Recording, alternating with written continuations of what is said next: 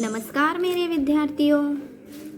एक नई उमंग और उत्साह के साथ और एक नई श्रृंखला के साथ मैं आपकी हिंदी विषय की अध्यापिका ई लर्निंग में आपका हार्दिक स्वागत करती हूँ। प्यारे विद्यार्थियों, आज हम कक्षा चौथी में विषय हिंदी के अंतर्गत रचनात्मक लेखन का अध्ययन करेंगे। अब रचनात्मक लेखन के अंतर्गत तो बहुत कुछ आता है, जैसे कहानी लेखन, पत्र लेखन, अनुच्छेद लेखन, विज्ञापन लेखन, चित्र लेखन। तो आज हम किसका अध्ययन करने वाले हैं रचनात्मक लेखन के अंतर्गत? बोलिए, बताइए। ठीक है, कोई बात नहीं। विद्यार्थियों, आज मेरा मन कर रहा है कि मैं कोई सुंदर सा चित्र बनाऊं।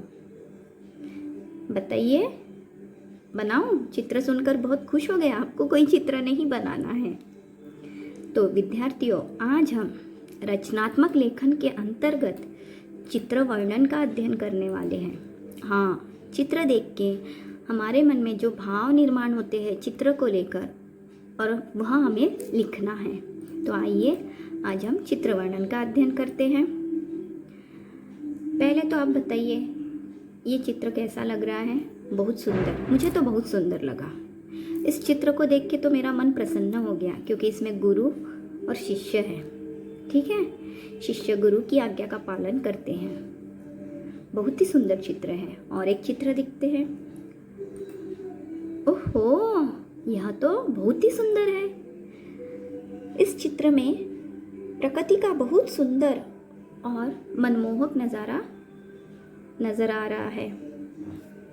तो आइए विद्यार्थियों, चित्र वर्णन के बारे में हम निम्नलिखित बातों को अध्ययन करते हैं। चित्र वर्णन करने से पहले हमें चित्र वर्णन के कुछ नियम जानना ज़रूरी है। चित्र वर्णन एक नई विधा है। इसमें दिखाए गए चित्र के आधार पर 25-30 शब्दों में उसका परिचय देना या उसके मूल भाव को वर्णित करना होता है। चित्र वर्णन करते समय हमें निम्नलिखित बातों का ध्यान रखना चाहिए। कौन कौन सी बातें हैं? पहली, वाक्य रचना केवल वर्तमान काल में ही करें। जिस चित्र को देख के आप वाक्य लिखेंगे वो वर्तमान काल में ही होने चाहिए। चित्र वर्णन लगभग 25-30 शब्दों में ही करना चाहिए। जो चित्र के बारे में आप लिखेंगे वो 25 या 30 शब्दों में ही कीजिए। अब गिनिएगा नहीं कि 30 या 25 शब्द हो गए कि नहीं, लेकिन चित्र का जो बोध हो रहा आपको, उस बोध को आपको लेखन के रूप में लिखना है। विषय व वाक्यों में क्रमबद्धता होनी चाहिए। एक के बाद एक वाक्य, यानी दोनों वाक्य एक दूसरे से संबंधित होने चाहिए। पहले वाक्य में बताइए कि दृश्य किसका है। आगे के वाक्य में चित्र में क्या क्या हो रहा है वे बातें लिखिए, और अंतिम में समापन वाक्य लिखिए। चित्र वर्णन करते समय ध्यान रखने और कुछ योग्य बातें हैं। चित्र का वर्णन करने से पूर्व चित्रों को ध्यानपूर्वक देखना चाहिए कि यह किसका चित्र है। फिर चित्र को देखकर जो भाव मन में उभर रहे हैं उन पर विचार करना चाहिए। इसके बाद उन विचारों को क्रमबद्ध रूप में लिखना चाहिए। अब चित्र वर्णन करते हैं तो लिखते समय आपकी भाषा जो है वह सरल, स्पष्ट, प्रवाहपूर्ण होनी चाहिए। चित्र वर्णन वर्तमान काल में ही करना चाहिए। सभी वाक्य वर्तमान काल में ही होने चाहिए। चित्र वर्णन में यह भी समझने का प्रयास करें बच्चों कि वह चित्र आपको क्या सीख प्रदान करता है। तो आइए हम कुछ उदाहरणों द्वारा चित्र वर्णन का अध्ययन करेंगे। लेकिन चित्र वर्णन के पहले मैं आपको चित्र वर्णन या चित्र लेखन से हमें कौन से लाभ होते हैं वह बताना चाहूँगी।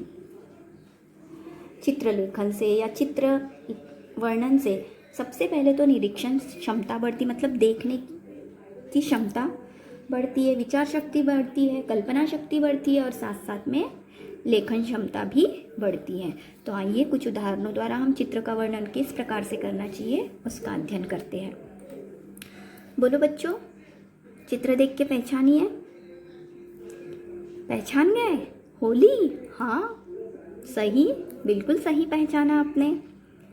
यह चित्र होली का है। तो होली के बारे में आप क्या लिखेंगे चित्र को देख के? तो सबसे पहले आपकी पंक्ति यही होना चाहिए, प्रस्तुत चित्र में होली का दृश्य दर्शाया है। फिर हम चित्र का वर्णन करेंगे। होली रंगों का और खुशियों का त्यौहार है।